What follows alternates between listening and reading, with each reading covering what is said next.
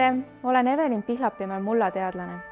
Kui me mõistame, kui oluline on heas seisundis muld, siis me oskame seda ka paremini hoida, sest elus muld loob elusa planeedi.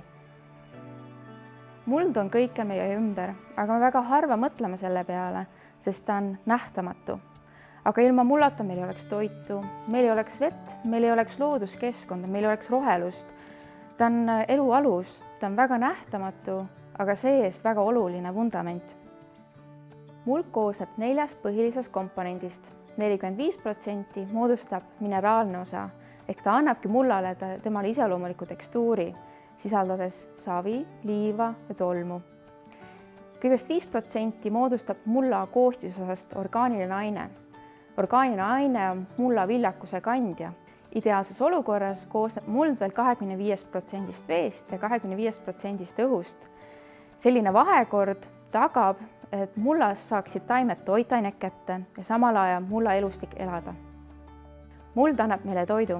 95% meie toidulauast pärineb mullast. Muld annab ka meile puhta joogivee, sest mullal on iseloomulik võime puhastada ja filtreerida vett. Muld hoiab süsinikku, mille kaudu meil võimalik vähendada kliimariske. Muld ei ole oluline mitte ainult inimestele, vaid ka elukeskkonnale, sest muld on koduks väga paljudele liikidele. Ja kõigile üllatuseks on muld ka ravimite allikas, sest paljud antibiootikumid on loodud mullas elutsevatest bakteritest ja seentest. Aga üle 1/3 maailma muldadest on degradeerunud ehk kahjustunud, mis tähendab, et mullad on kaotanud oma funktsiooni. Euroopas on olukord natukene kehvem, sest üle 60% muldadest on halvas seisundis. See väljendub mulla erosiooni, mulla orgaanilise aine kao ja muldade saastumisena. Eestis on olukord parem, aga ka meil on probleeme.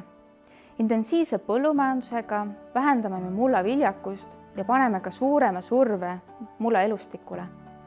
Turvasmuldade kuivendamisega suurendame me hapniku ligipääsu, mis tähendab, et turvas hakkab lagunema ja me eraldame atmosfääri rohkem süsinikku. Sellepärast ongi loodud Mullaakadeemia, et kõik meie teadmised ja kogemused tuua sinuni. Me viime kokku teaduse ja päriselu, sest muld ei ole ainult põllumajandus. Muld on haridus, tervis, tulevik ja meie kõigi ühine vastutus.